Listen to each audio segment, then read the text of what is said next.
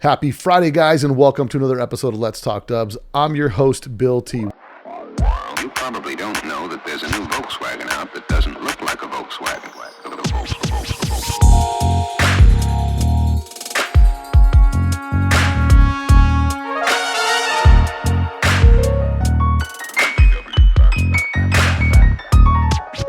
It's got everything that people who like the bug like.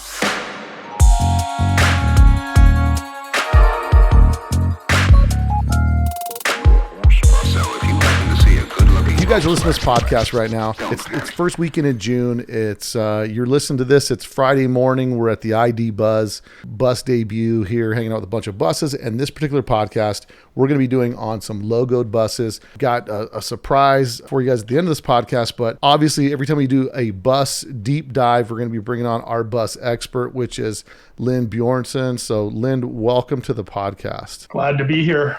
Hey, so this is the first weekend in June. You and I pre-recorded this, but people are listening to this right now. We decided that we wanted to do a podcast with respect to specifically logoed buses. And of course, you being the bus expert, I had to go to you to get some of the detail on this stuff. So when we talk about buses, logoed buses, and things to that nature, where are we beginning with this particular topic? What do you think is the most value to start out with? Well, buses are just like a giant rolling billboard, and they have been from day one. The first bus that was sold got logoed. It was the 4711 Cologne company in Germany, and from there, like, a lot of the commercial buses got logoed throughout the years. And so now, today, it's really a thing for people to get logoed buses. And there are still companies that are logoing buses up, and people re-logoing buses or coming up with new logos for them.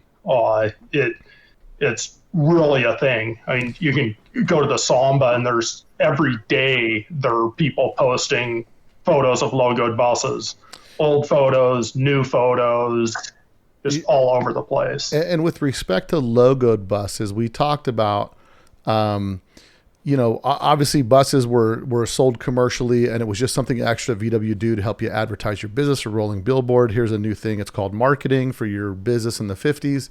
And with respect to logoed buses, what would make one logoed bus worth more than another? Like, what takes us down that road? Well, not all logos are the same. There's like the content of the logos. You have, like, say, a radio station or TV station are really cool. And then dry cleaners are a little more pedestrian. And so that's one thing with them. Then another thing is the quality of the logos and the design of them. Some are really simple, and some are just, artistically stunning. Now, did VW contract this out to people, or did they do it at the dealership? So most of the logos were done by sign painters, independent sign painters. VW did put out a book to their dealerships that was called Firm Friends of the VW Transporter, which has like 640 different logoed buses. And it was just to give ideas to businesses to say, this is what other people are doing with logos. And with that book, it was put out around 1960 or so, and VW just went through their archives and got, every picture of a logoed bus that they could, and just started putting them in. And so there's all kinds of different styles in there, different models. And like the town that I live in, Boise, Idaho, out of the 640 buses in the book, 5 of them are from Boise. Oh, so really? They sent out something to dealerships saying, hey, yeah, it's like, send us pictures of logoed buses, and there was somebody who responded from Boise. Then another area, St. Louis. There were a bunch from St. Louis, and then a bunch from New York. But they're really just all around the world.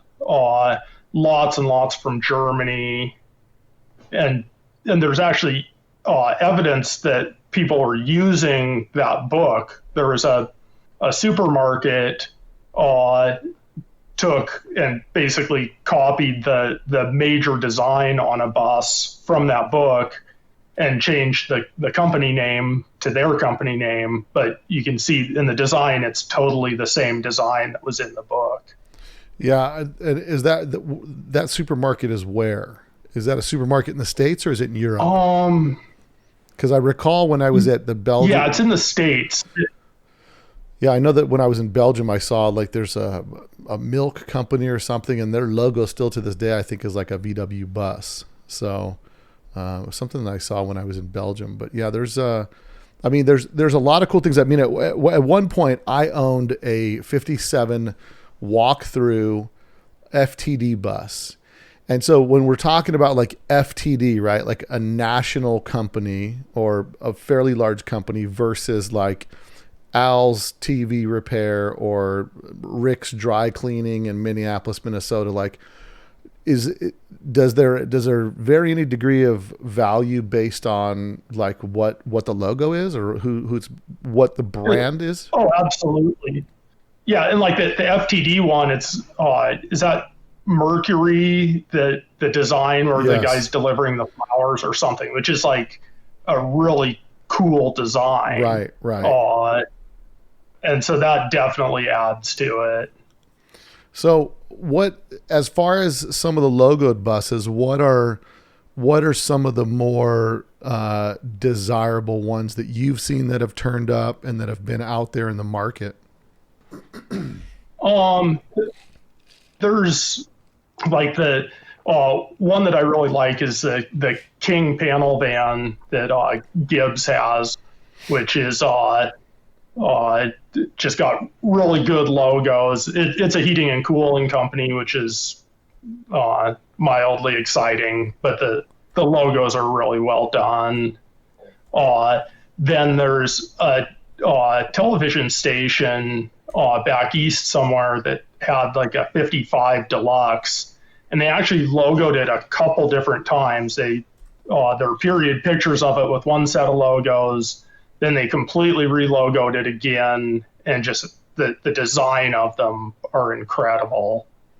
And then there's ones that are just like a block of writing. Like I have the Sudfunk panel van, which just has basically block letters across it, which visually isn't as exciting, but it's still pretty neat, and it is the oldest bus known with original logos on it.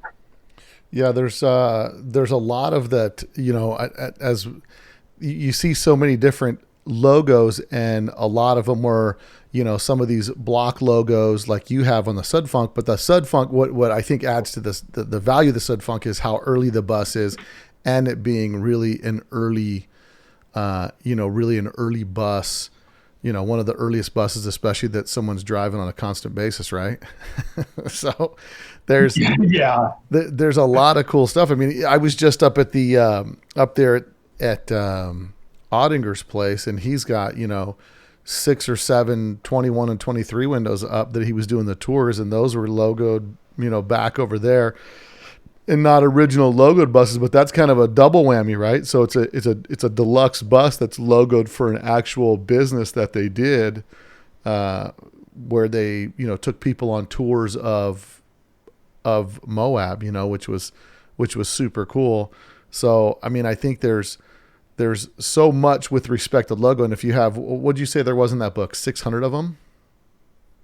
Yeah, it's like 640. And another great one is the Gray Line Tours logo buses. Those ones, both a cool thing. They're tour buses, and the design of the logos are really good. Yeah, I mean, there's so much variation in the logos, and I guess it's kind of open ended, right? Based on whatever market you're in, whatever purpose you were buying the bus for, whether it was, like some that we see for TV stations, or like Volkswagen even, and with respect to Volkswagen, they had logoed buses as well.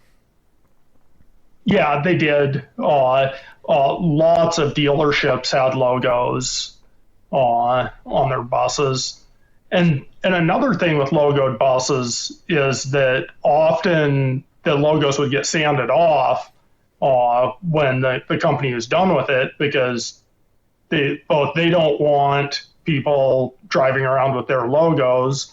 And then also back in the day, somebody buys a old used panel van to make into their camper.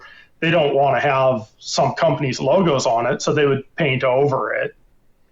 Yeah, and so we have logos, which is one level of collectability, right? Like a logo bus, and most of them, the majority of them, I would think were panel buses. Some of them would in fact be, other type of buses, but so that's one level of collectability, right? We have logoed buses, and then we have options on buses, which then make them a little more rare, right?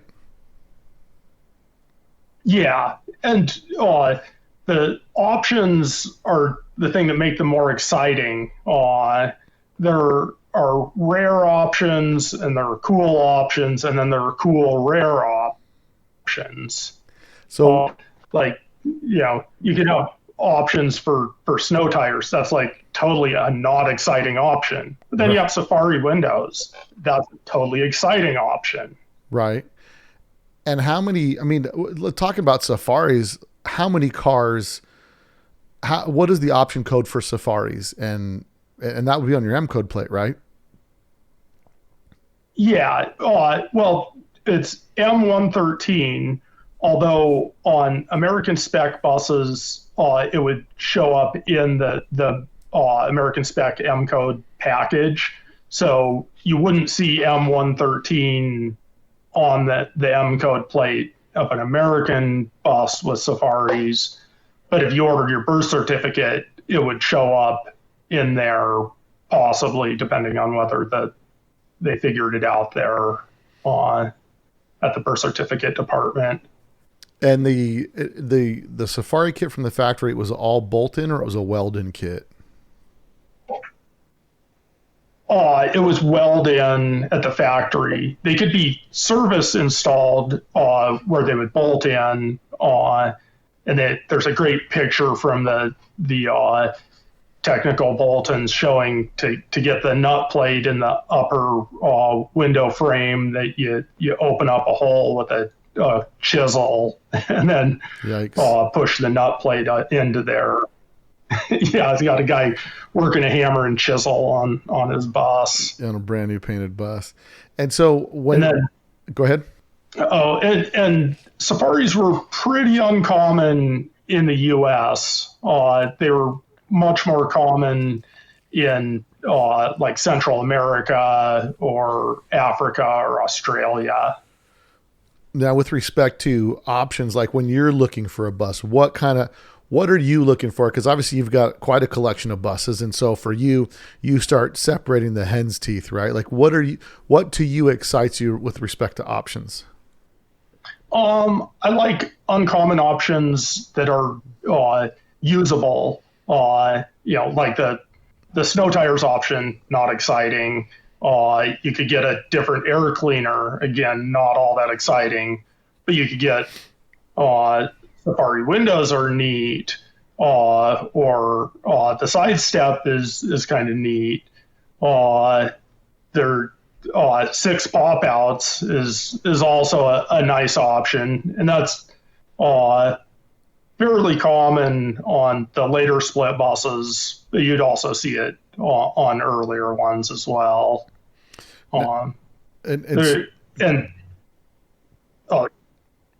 No, so with respect to options, like the buses that you have, let's say you find you score 256 buses, and they're both about same condition, what options dictate whether you keep it or you sell it? Like, no, I'm keeping that because that's super rare.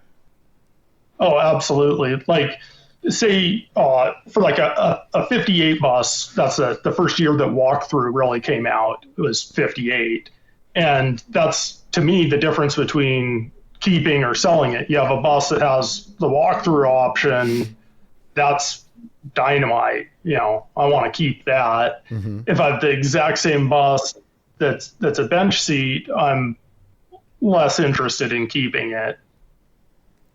Right. So I can tell you this, after driving my Beetle Barn bus for a while, it's got that walk-through front section. And I tell you, all my other buses are bench front buses. And I'm thinking, especially if you're on a long trip or whatever, the walk-through just seems, for whatever reason, it just seems a lot roomier in the walk-through section, Yeah. And it's a great place to put your cooler too. Yeah. I mean, I have no problem driving, putting my drink down right there and enjoying it. And after driving the bus for the weekend, we took it up to Moab.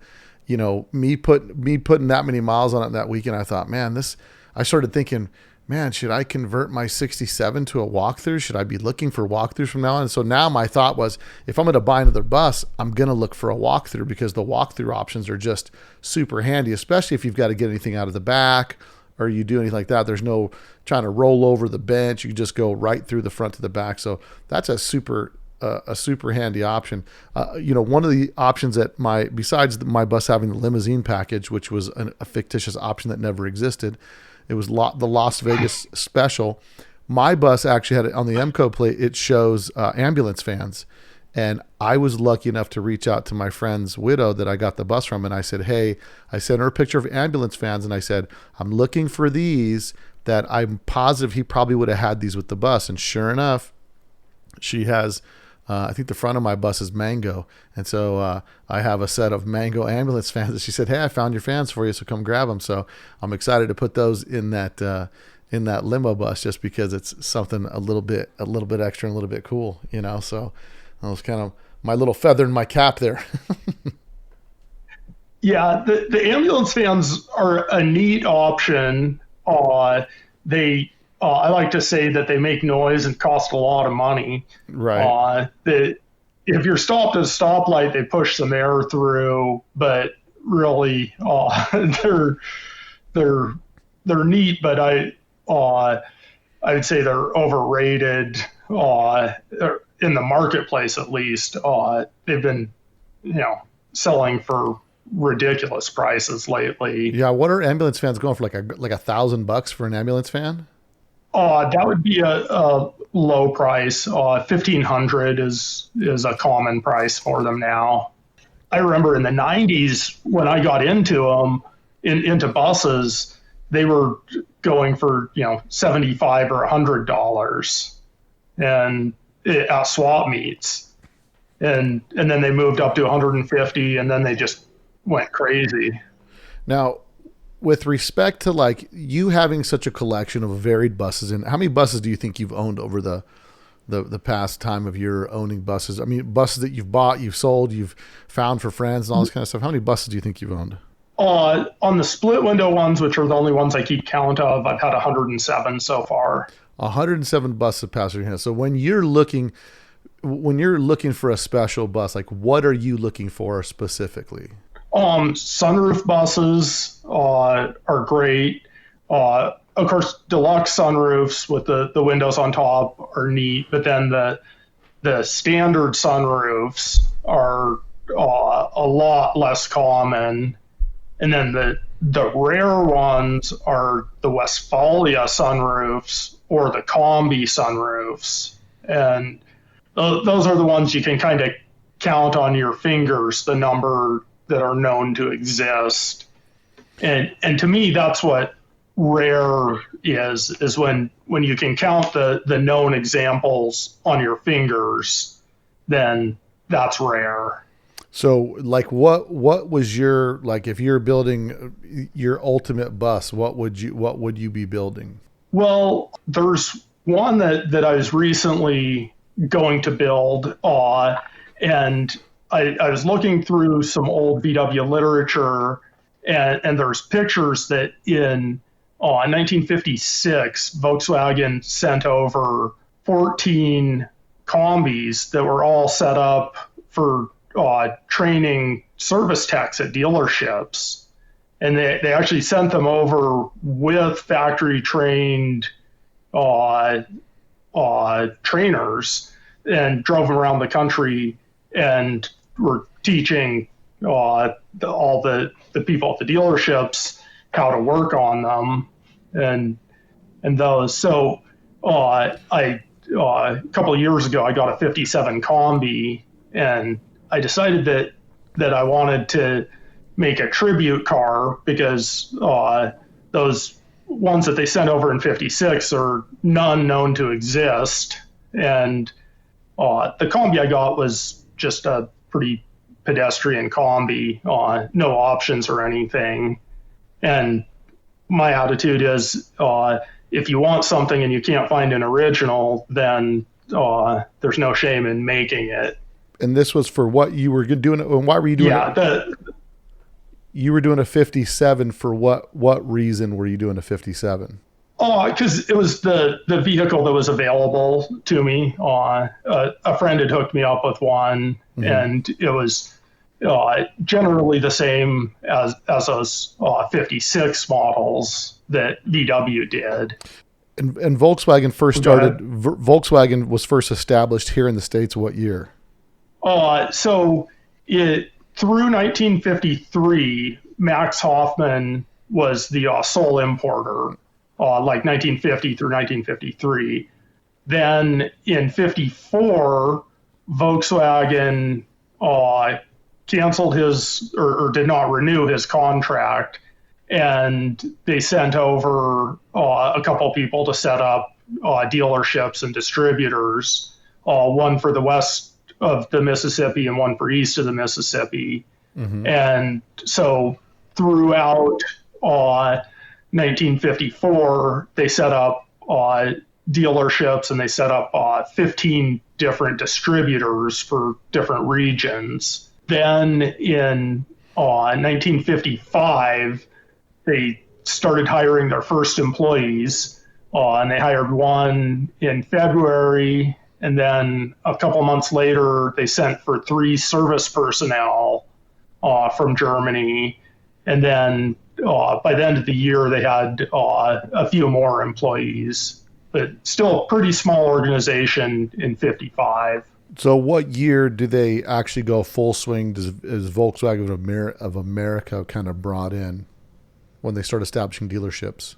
Yeah, they were giving out concessions for dealerships in 54, but they didn't establish Volkswagen of America until October of 55. So in October, and if you look at the production. So October 55 puts that like the 56 model year? Yeah, that's the 56 model year. Okay. And then by the numbers of employees they had at the end of 55, it wasn't until 56 calendar year that they sent over those 14 buses with all the service personnel. So in 1956, those would have been 1956 model buses that those would have been. Correct. And none of those are known to exist. That they had, and they would be pretty obvious if they were existing, because those buses all had safari windows and ambulance dividers. And we haven't seen any combis in the bubble taillight era, which is through mid 57, that have ambulance dividers. There's the ambulance divider option. There's a few 59 and 60 combis that have it, but none that early that are known to exist. And the ambulance divider, for some of those people that don't know what the ambulance divider is, that's the bypass windows behind, like where the panel bus has a solid fixed piece behind the seat. Yeah, it's right behind the front seat. Like a panel van, a bench seat panel van would have a cardboard divider with a little window in it. But ambulances had a 3-piece glass panel there that slid, so you could make a little opening. And the pieces of glass were actually bus side windows, like the non-pop out solid windows. Oh, really? So they used the existing windows and just made like a slider for the existing bus windows? Yeah, yeah, they're really big on reusing things. No reason to come up with a new size of glass when they already had something that would work. And then the frame that they fit in is actually very similar to the channel for the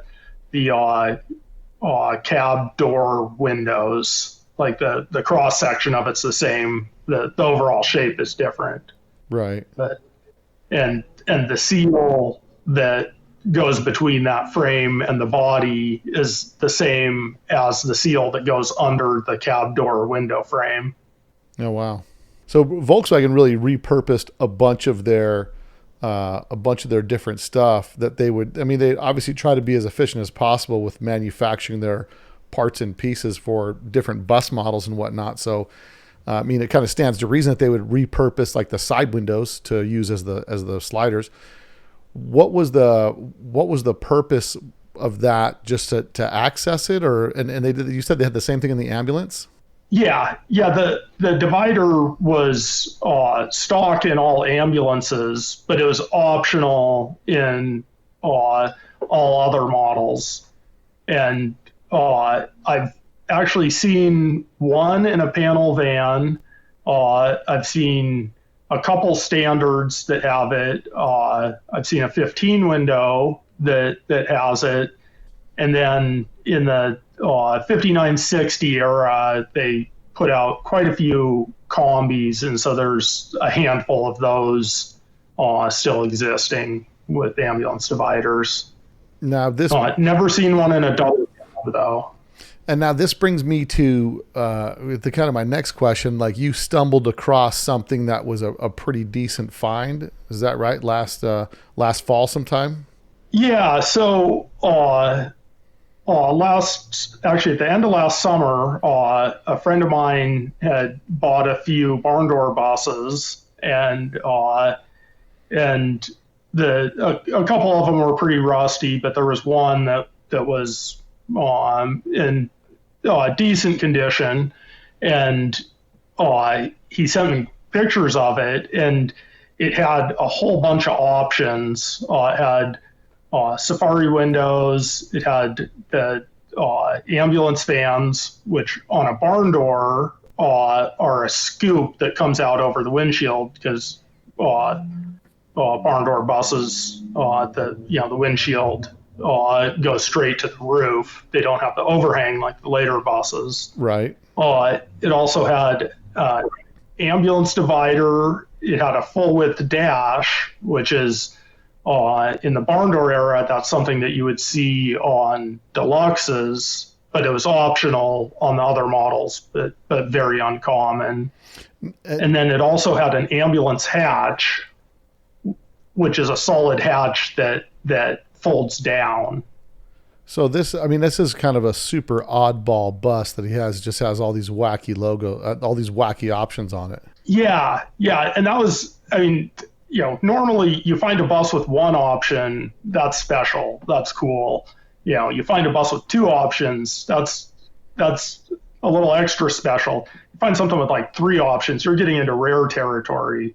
This one had six really exciting options. It also had six pop outs. So, almost all of the windows on the car opened, and it was so loaded. And the barn door buses are pretty desirable, and in my opinion fairly overrated, but I still like them, and I like options a lot.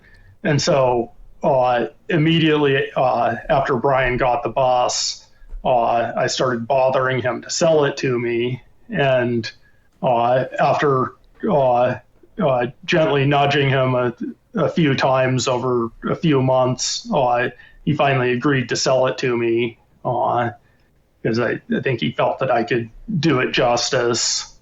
What So did he? I What was the motive? Like just having all those rare options for you were like, I've got to get this bus. Like it's super weird, really oddball, and I've got to snag this thing. yeah, yeah. I was like, yeah, kind of in my collection, I want one each at least of all the major options. And I didn't have anything with an ambulance divider. I didn't have anything with Safari windows.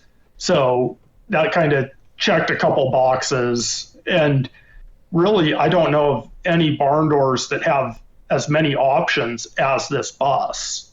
There's one in Thailand that was pretty heavily optioned, but other than that, there's just nothing like it out there. So I was able to talk Brian into selling it, and then actually later the same day, I was looking around on the Samba, and I found a picture because, and let me back up a little. Talking about the bus right after Brian got it, him and myself were talking about it. We're trying to figure out why it had all these options, and we couldn't figure it out. But we're like, maybe it was a taxi or something. It was Brian has a 52 ambulance, and so he knew that it was never an ambulance because it doesn't have the fittings inside like an ambulance would have. Even though it has 3 ambulance options, Right. It's not an ambulance. So we're thinking maybe it's a taxi or something, but I didn't care what it was. I just wanted it. So Right, based on so the I got it, level of options. and it has. then absolutely. So then later that day, on the same day that I made the deal with him, I hadn't picked it up yet, but we made the deal. I got on the Samba and looked at a picture from Riviera Motors in Portland, Oregon, and I saw a bus parked on the street and realized what it was.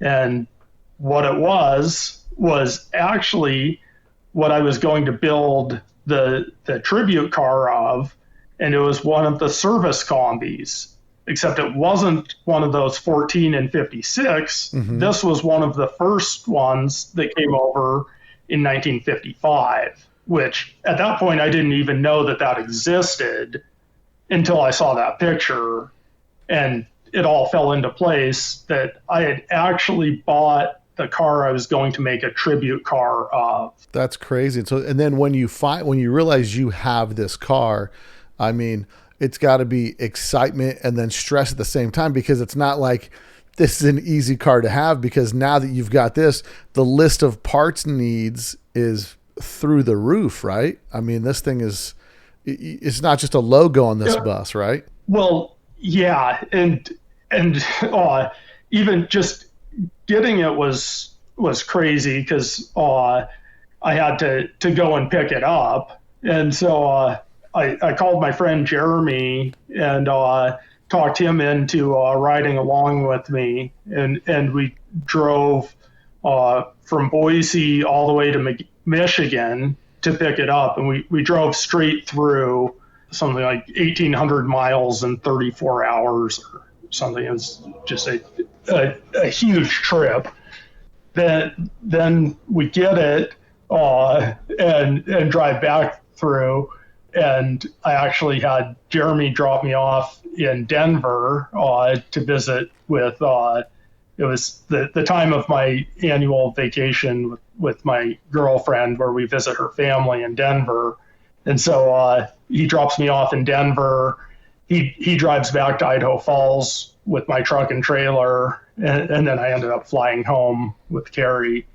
But hey, I'll be right back. I've got to go get this super rare bus. Exactly. She's very understanding, letting me run out and grab the bus. And thankfully it only shaved a couple days off of the vacation. Now, what kind of condition? Then when I was in, so it had definitely lived a life. It was a known car because it had been advertised in Hot VW's magazine in 1980. And back when you would have to like write a letter to the person who had it for sale. And they listed it as an ambulance and listed some of the options and stuff. But so they didn't know what it was. But a few people at that time rode away and got pictures of it, but then didn't buy it. And then a gentleman in Ohio bought it, and he just put it in his barn for 43 years and got a couple other buses to keep it company, but it just basically sat waiting for the day that it would get revealed and get a chance to get back to its former glory. So the guy that bought it in 1980, he was a bus collector. He had to be a bus collector as well, right? Yeah, I believe he had a VW shop in Ohio, and he had quite a few cars. And in the last couple of years, he's been selling them off. And he had 3 barn door buses and sold them all to Brian. Oh wow, that's Brian's a pretty lucky guy. Yeah, he was really fortunate to be able to get them, and so then once I knew what the bus was, and I sent an email to my friend Ralph in Germany, who is a real big literature collector, and I asked him if he had any like pictures of it in VW factory literature or anything, because he has a bunch of the internal VW literature. And so he responded with a great email. He said, "Don't even ask to buy this, but," and then he sends me some pictures of the sales brochure for this bus. And there's pictures of a bunch more of them. And this is from mid-1954 that VW put this out. And it's basically a sales brochure for VW distributors to get this bus. It was not ever meant for the public, but they said this is what's available, and it shows everything that's inside it. It talks about all the options and the reason for all these options, which Brian and myself were theorizing. Well, we found the actual piece of literature that says they put these options on to show the dealerships what options you could get on a bus. Oh, so it served multiple purposes. The options weren't necessarily functional, that you would think that the options were specifically done to do just another level of display for these vehicles. Like these are more options you can get on a bus. Exactly. Because some of the options don't even make sense for the use of that bus, because in the cargo area, it had a tool chest and then an engine, a transaxle, and a front axle. And so it has 6 pop-outs back there so that all that stuff can be well ventilated. Mm-hmm. 2 pop-outs would have done it just fine. But the 6 pop-outs is generally for people, not for stuff. Right. And then the full-width dash doesn't really do a lot for this situation, but it shows them what's available and what they could order. So this was because even though at the point that this, go ahead. Oh, well, because the bus is not really mass sold in the States at this point. I mean, they're not selling near the number of buses that they are selling Beetles and stuff. So that they're just trying to show as many options because maybe the floor's not stocked with tons of buses. Yeah.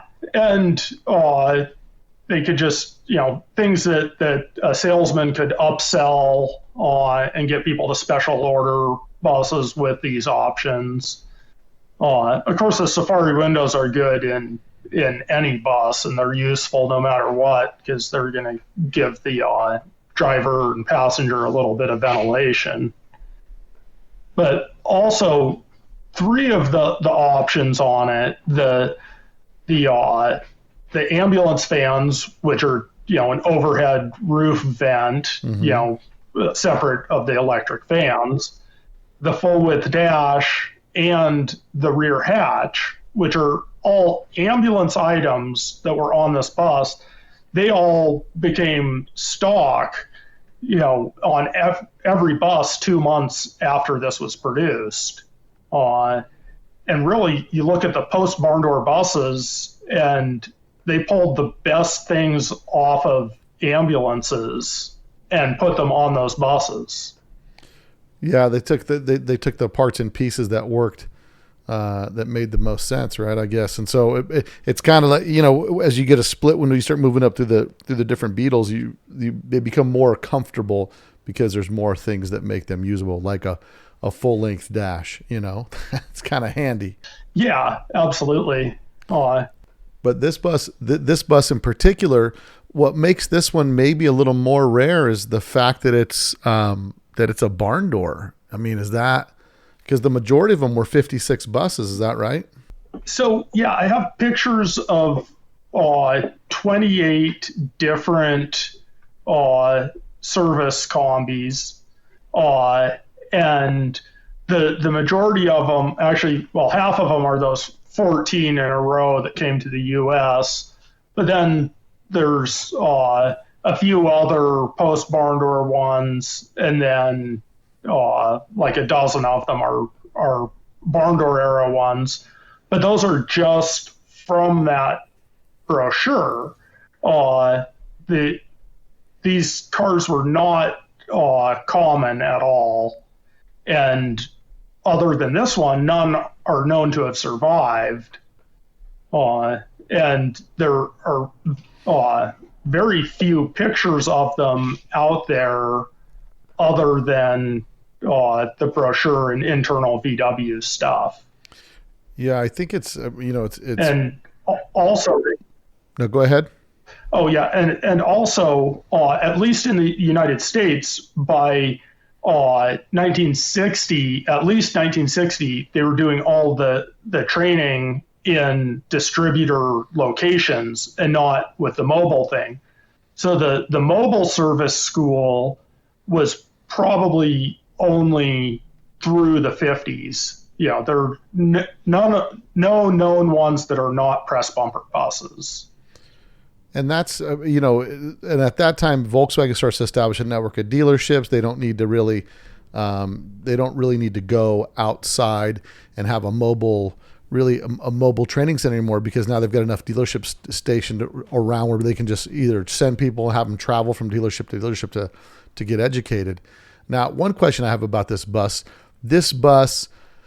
I'm assuming based on the photographs of the interior of this bus, between the toolkits that it has and the mock-up engines and whatnot that came with this bus, I mean, approximately how many pieces do you think?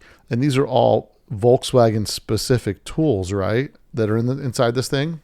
Yeah, they're all VW tools, and there's actually the brochure is just hugely helpful for the restoration of this car, because it lists every tool that's in the bus, and there's over 150 tools in it.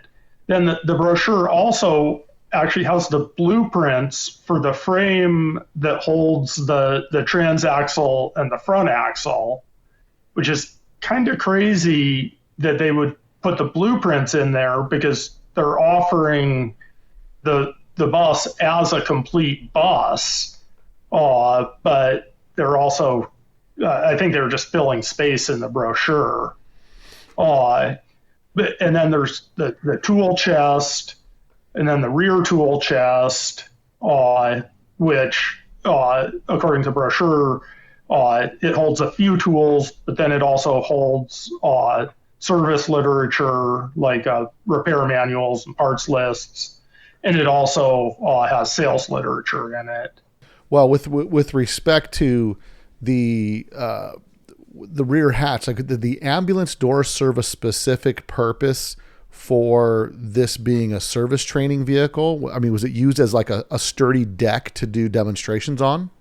The bottom drawer of the rear tool chest slides out onto that, but I think that it was more that they were showing that this option was available, and then also making use of that space, because with the tool chest in the cargo area, you wouldn't be able to get to anything over the engine compartment.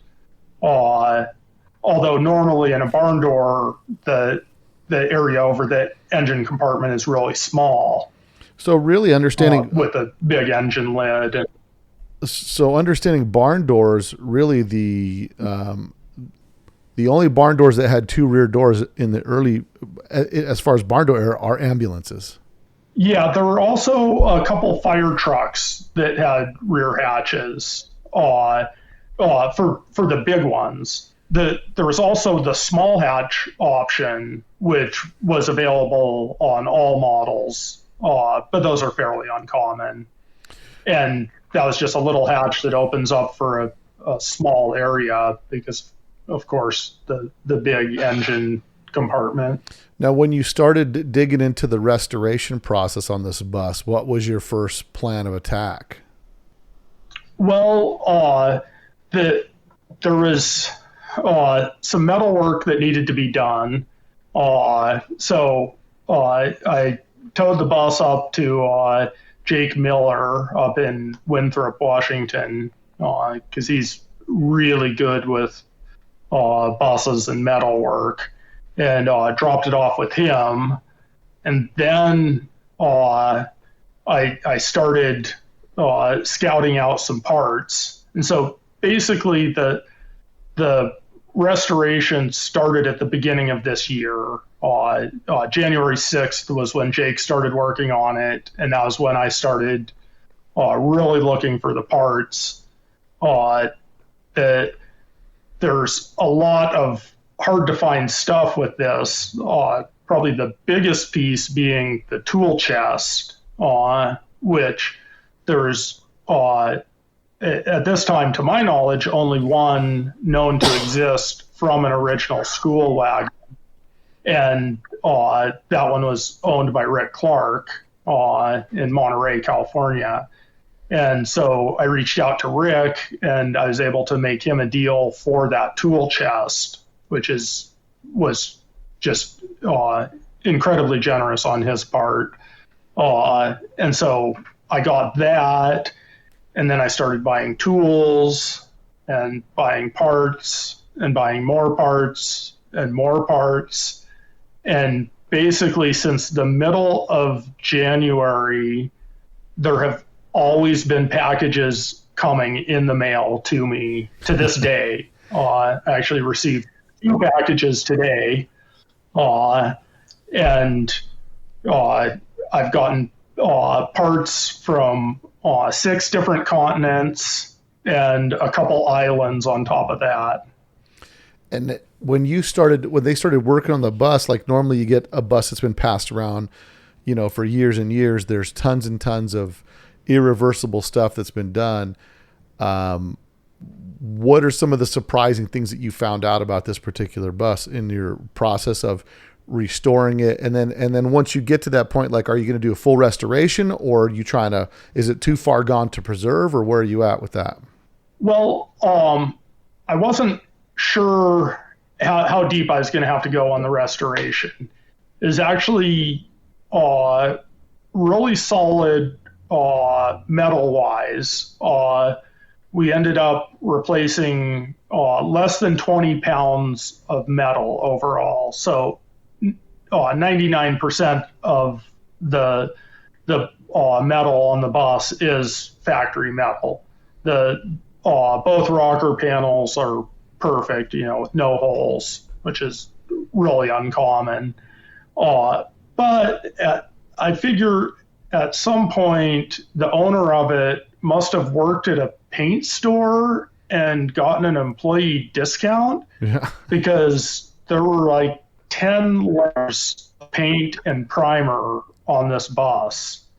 And we started getting into stripping it, and the paint stripping is something that's really come around lately, and people, are unpainting buses, and most of them don't turn out all that well. And so I didn't have high hopes, but it was still worth a try to see what we could do with it.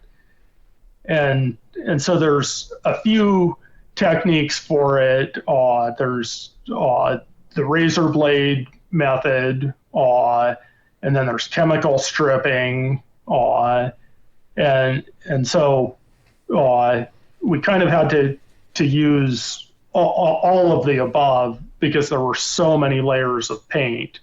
So we'd take off like the first 6 layers with razor blades, then generally the next 3 layers with aircraft stripper, and then the last layer with lacquer thinner and steel wool. And by doing that, we were able to get down to original paint over the majority of the bus. That's crazy to have that much original paint on that bus. And as you started peeling the paint, it starts to validate everything that you thought. I mean, obviously you had the build sheet on the bus, but you can see all the remnants of the things that were there from the beginning. Yeah. So I had written away for the birth certificate, and the factory, I put a little note in saying, I know this is a special car. Can you please give me any extra information you have on it? And they responded with all the options and saying that it was delivered to Volkswagen of America. And then they included a nice note saying that all that they do is tell you how it was when it left the factory. And so I knew there was more, and that I would have to go through some other channels to figure that out. But so then I got a hold of a contact that I have at Volkswagen of America, asking him if he had any archival information. I'm hoping that they have a big folder full of pictures of it and stuff, which unfortunately they do not. But he put me in touch with the people at the factory in Hanover, the VW history guy, who was very kind in looking up some information, and found out that there was another bus built at the same time as this with the same options and also delivered to Volkswagen of America. So there were 2 of this bus. And so this bus's brother is the one that you see in the photo from Riviera Motors in Port. Oh, wow. That's crazy. I mean, that you've got 2 buses that are built the same day with these same funky options, and now you have one that exists today and it's able to put back together. I mean, that's got to be, I can't even imagine what it takes to try to find the parts that are inside this bus, and try to get all these pieces put together. But I guess if it's got to go to anybody, it's got to go to somebody like you, that you're actually going to, go through the painstaking process of putting it together, because it's no small feat, and it really has to have a person that's got, unbridled passion for these things. Absolutely. It's been an incredible journey over the last 4.5 months, basically, since we started on the restoration. And it's a preservation restoration, because we were able to get back to so much of the original paint. And thankfully, my brother Eric was able to help me on the paint stripping. Between the two of us, we had over 150 hours into removing the repaint off of this bus, and then we found that the bus had, when VW decommissioned it, they sanded off the logos and sanded off their name and all that, and then repainted it Dove blue at that point before it got painted white, red, silver, black, blue, green, orange, and copper in various places at various times. And I was really happy with what we were able to do with the paint. And then after we stripped it down, I took it down to Trevor and his crew at Rusty Gold Restorations in Phoenix, Arizona, and he did the blending work and got the Dove blue back on it in the places that had been sanded off, and the wheel wells were that had been replaced and stuff like that, and got it all blue again. Then brought it back up to Boise, and I flew Gibbs Connors out to do the sign painting on it and bring the logos back to what they were back in the day. Yeah, and I mean that's cool. I mean, blending the paint by itself is a pretty big, it's a pretty big task to do, because you want it to.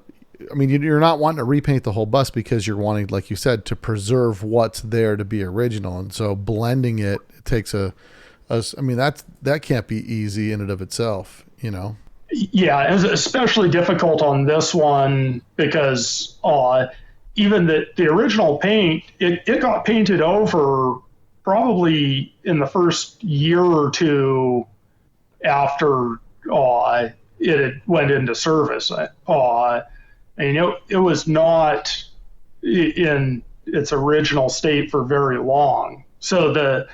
But then there's still, where we stripped it down, there's multiple different shades of Dove blue on adjacent panels. Is really difficult to do, and the colors, for whatever reason, whether it was the repaint over top of it, chemicals seeping in or something, but it changed the blue just a little bit in places. Yeah, and I mean, because I know with like the sea blue and stuff like that, there's all types of different. There's two different types of sea blue, which then means that you've got so much. There's two shades. So when you're trying to do something, to match it, you can change. There's the difficulty of trying to get the exact color, but since you've got the color to match, did that make it a little bit easier to blend the colors together? Yeah, a little bit. Is still pretty difficult, just because the color varies on it. But the overall result was good, and I was really happy with it. I'm blown away by how good it looks. I mean, as far as the way that it's all kind of come back together with, especially the striping and all that. Yeah, and I had a local pinstriper do the pinstriping, and also on colors. That one thing that's sealing wax red buses fade the worst out of any of them, and you'll see a row of sealing wax red buses at a show, and they will all be different shades, whether they're original or repainted or whatever. It is the most difficult color. So and then with Dove blue, there's early Dove blue and late Dove blue, because they changed the paint formula sometime in the late 50s or early 60s, and so they fade differently. It's the original paint has its challenges. Yeah, I mean, there's no question that it's without any thought that this is probably, I mean, it's probably got to be one of the more difficult restorations, I would think, because of A, the amount of parts and pieces that are there, B, getting the lettering and all that stuff. And did you find any of the old lettering underneath any of the old logos? There was ghosts of what the letters were. The actual lettering, they sanded off every letter, but like across the back of the bus, you could see that Volkswagen was spelled out across the back, just because the way they sanded it down to bare metal. And then on the passenger door, you could see the lettering on that as well. But then on the sides, we could see we call it the flag, the big white thing. And that, we knew what the lettering was from the brochure. So we were able to recreate it from that. And as far as scale, I mean, the ghosting allowed you to figure out what the scale was on it? Yeah, exactly. And we had the scale of the white flags, because they didn't bother sanding all the white off. So we were able to find that really well. And then on the rear also, it said Volkswagen across the top and then Mobile Service School below that. And we could see a few of the letters for Mobile Service School. And so we knew that was what it was, because there aren't any pictures of the back of an original one known to exist. It's interesting that the one that's pictured in front of Riviera has got a different logo on the rear door than your particular model. Yeah, and that's why I figured that has to be the brother to my bus, because there were only two of them produced and sent to the U.S. So that has to be the other one. So how many owners did this bus have? I don't know. There was logo. It got logoed again from a flower shop and nursery. That we found those logos in the stripping process. So it was actually logoed at least twice. And how many ever owners between 1955 and 1980, and then 3 after that. Wow, it's got to be pretty lucky, especially you being a bus collector and wanting to find something kind of cool, and then planning to build a tribute bus that looks like a bus like this, because you can't find them, right? If anybody's going to find them, Lind's going to find it. And then you decide, hey, I'll start with the platform that my buddy's got and use that thing. And it ends up actually being, that bus for you. Like, I don't even know how I can come more full circle than that. That's pretty incredible how it all comes together. Yeah, it blows my mind. And for the last, several months, it blows my mind on a daily basis. And I like to say, I can't make this stuff up. Yeah. How this all came together and happened, it's just crazy.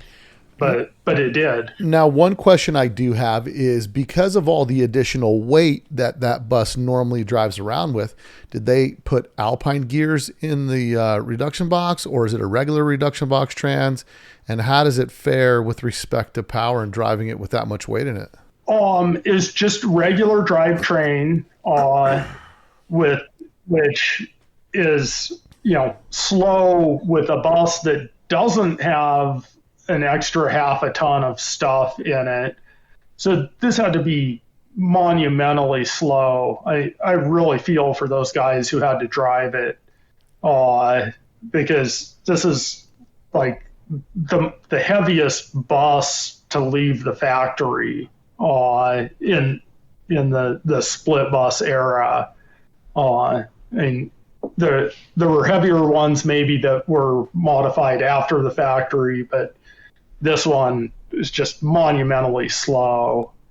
And also, interestingly enough, it is the most expensive bus or the most expensive Volkswagen overall from the 1950s. The cost was basically a little over $5,000, which was like Porsche Carrera money.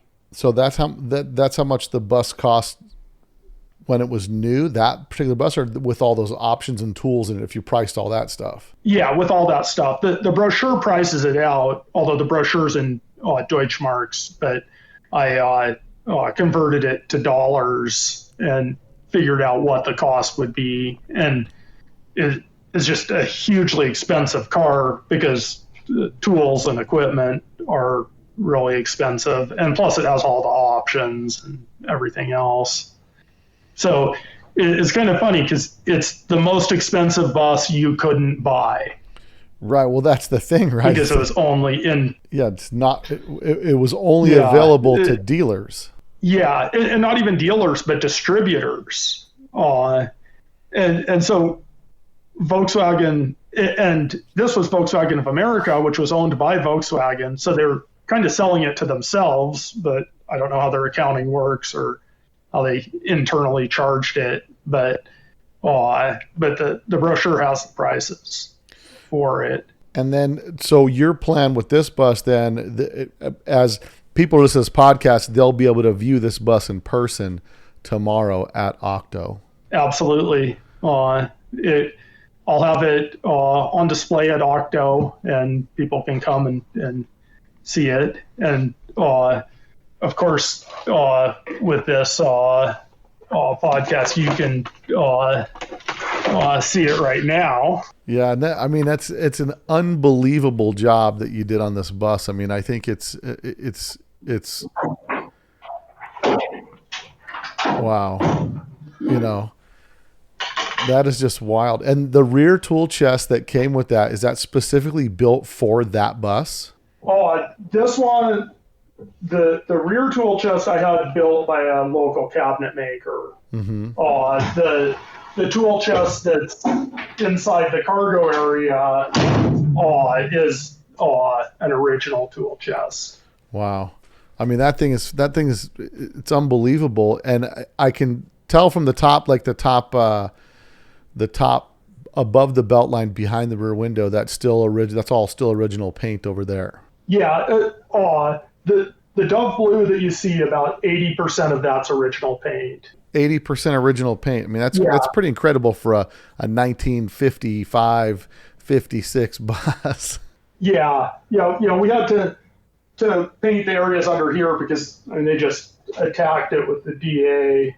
It was an adventure stripping the paint off it, and most people know that most paint strips and blends don't end up looking incredibly good, but I was very pleased with the results on this bus. It turned out better than I thought it would. Yeah, that thing's unbelievable. I mean, and to have the bus and so nobody else has that bus in their collection. There's none of those that are known to exist. Yeah, this is the only one known to exist. And on top of that, I would love for a few more to come out of the woodwork, but I'm not holding my breath. Yeah, I mean, on top of that, all of the super unique options that are specific to the service bus, and for it to be a training vehicle, a service training vehicle. I mean, I think when we're talking about logoed buses, I think you won the logoed bus race, right? The most rare, unique logoed bus, not to mention owned by Volkswagen. But, some of those listeners that weren't paying attention or that maybe got kind of lost in the weeds a little bit, one of the things that's really unique about this bus, because we talked about timeline earlier, is that this bus was sold to VOA before VOA really existed, right? Yeah, so it was produced in January of 55, and I believe that this and its brother came over with those first service personnel in the spring of 1955. And then Volkswagen of America was incorporated in October of 55. So it's possibly the first car that Volkswagen of America owned.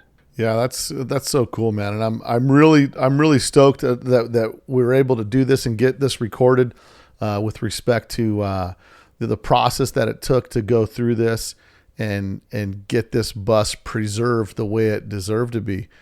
I think and it was, you had a few people help you on this thing throughout this. I had a lot of people help me. I got really lucky. A lot of friends put in a lot of time.